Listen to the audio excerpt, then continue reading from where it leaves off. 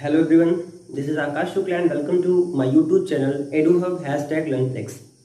Today we are going to discuss an important topic and the topic is electric motor. In this session we are going to study definition of electric motor, its working, construction and its use. So let's start our session. सबसे पहले हम electric motor की definition जानते हैं। Electric motor होती क्या है? तो इलेक्ट्रिक मोटर की जो डेफिनेशन होती है, it is a device which converts electrical energy into mechanical energy.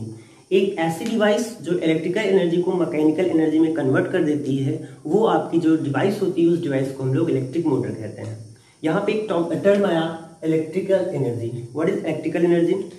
Electrical energy का मतलब the energy which is produced by a cell और अ बैटरी।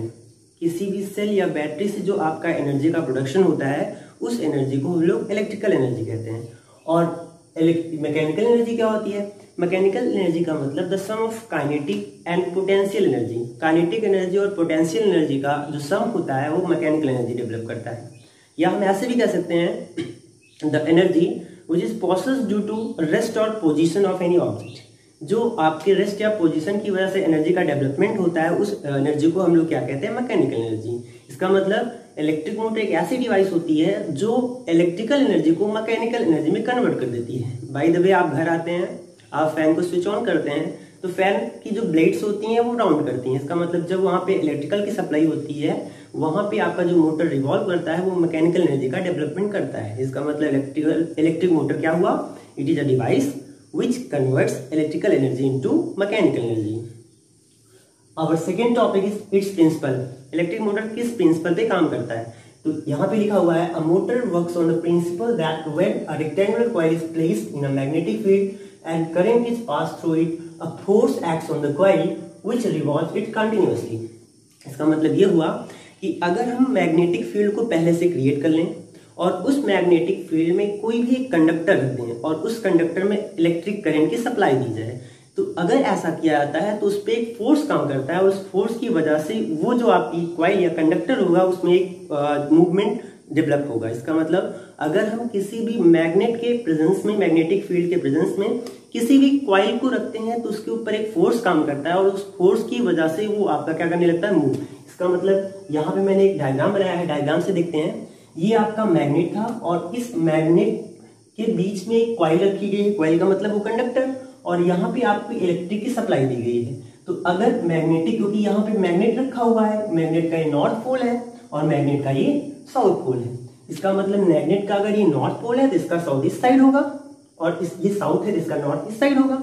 इसका मतलब ये हुआ कि नॉर्थ और साउथ के बीच में एक फील्ड पाई गई होगी और उस फील्ड को हम लोग क्या कहेंगे? Magnetic field. और उसके बीच में एक आपकी कॉइल जो कंडक्टर से बनी हुई है। इसका मतलब इसको जब रखा गया और बैटरी की जो इलेक्ट्रिक सप्लाई दी गई तो इस पे क्या काम किया? फोर्स। और इस फोर्स की वजह से ये कॉइल आके क्या करती है?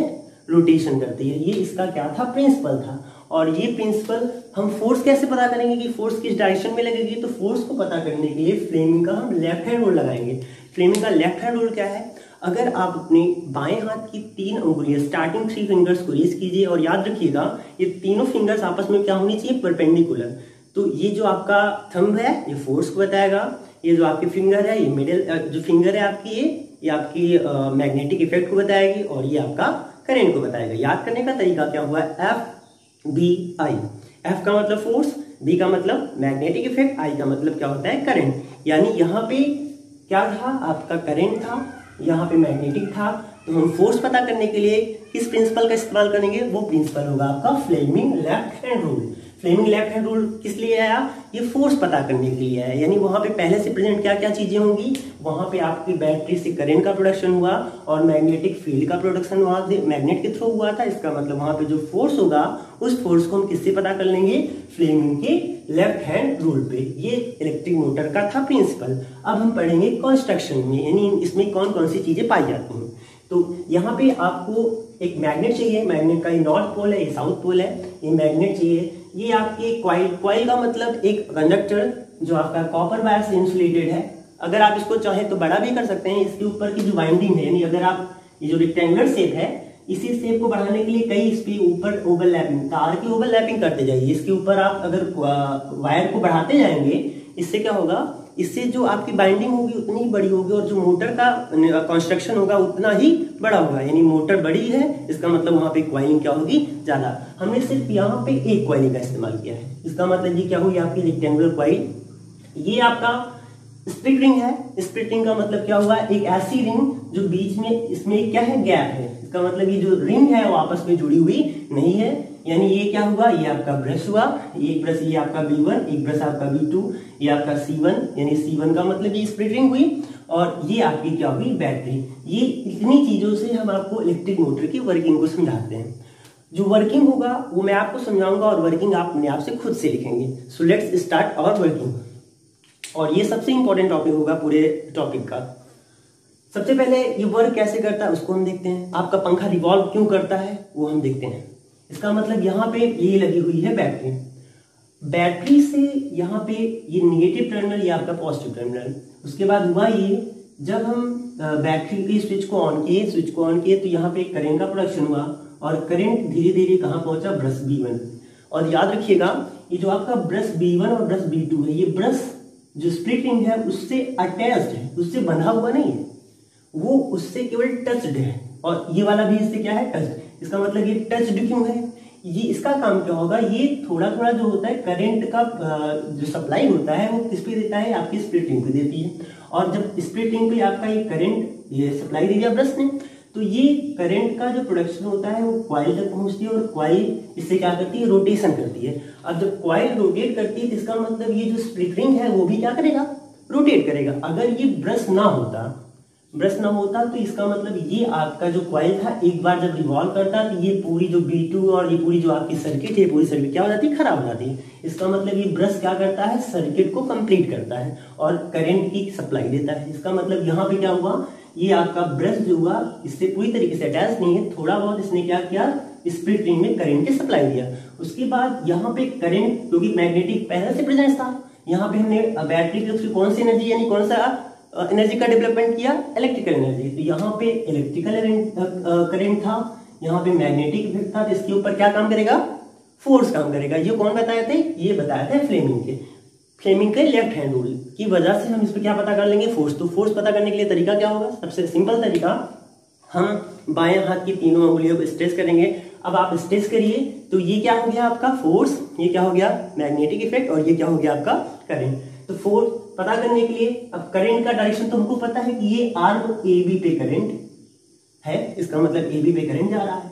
और मैग्नेटिक है, मैग्नेटिक आपका इस डायरेक्शन में नॉर्थ टू साउथ। तो हम फोर्स पता करते हैं, तो फोर्स पता करने के लिए स्ट्रेच करिए आप लोग।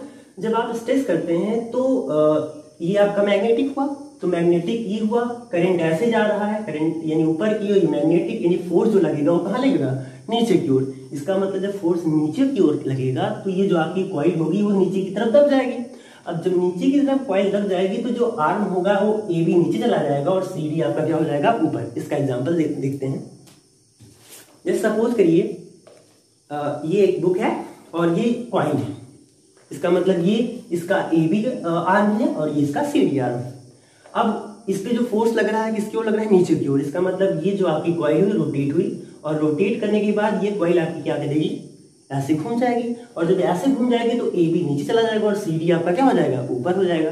इसका मतलब अब AB नीचे है और CD क्या है आपका, ऊपर। और ये जो आपका C2 था, C2 भी क्या हो जाएगा, ऊपर, क्योंकि मैंने बताया था जो ब्रश है उससे अटैच्ड है, यानी उससे जुड़ा हुआ नहीं है। जुड़ा क्यों नहीं है, मैंने इसको आपको एक्सप्लेन किया। अब आगे देखते हैं, जब ये ऐसे हुआ तो ये रोटेशन कैसे कंप्लीट करता है, तो ये मोमेंटम की वजह से। जब इसने थोड़ा सा मोमेंटम गेन किया तो ये ऑटोमेटिक क्या करता है, रिवॉल्व कर लेता है। और जब ये रिवॉल्यूशन करता है तो अब AB जो हो गया वो CD हो गया, क्योंकि जब ये ऊपर आया था तो AB और CD की डायरेक्शन चेंज हो गई थी।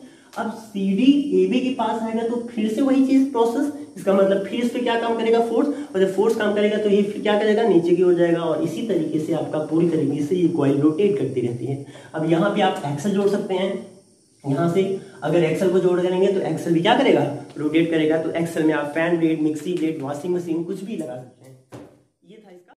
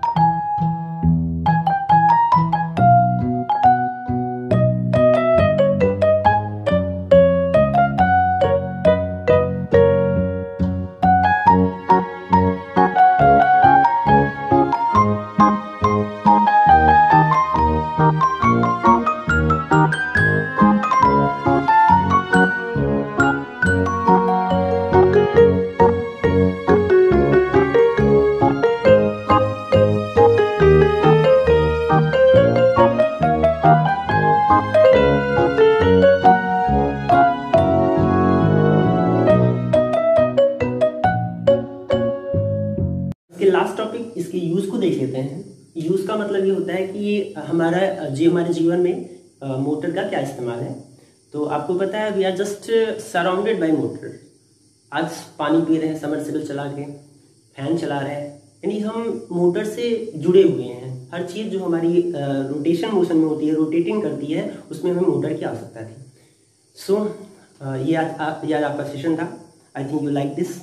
और चैनल को ज़्यादा से ज़्यादा सब्सक्राइब करिए, क्योंकि सब्सक्राइब करेंगे तो हम लाइव आएंगे, और लाइव आएंगे तो आपके टॉपिक को ज़्यादा क्लियर कर सकते हैं, क्योंकि समय कम रहता है और टॉपिक का जो क्लियरिटी लेवल है वो ज़्यादा रहता है। इस वजह से we have to come live. उसके लिए सबसे ज़्यादा सब्सक्रिप्शन की आवश्यकता होगी। So subscribe and channel, share and comment.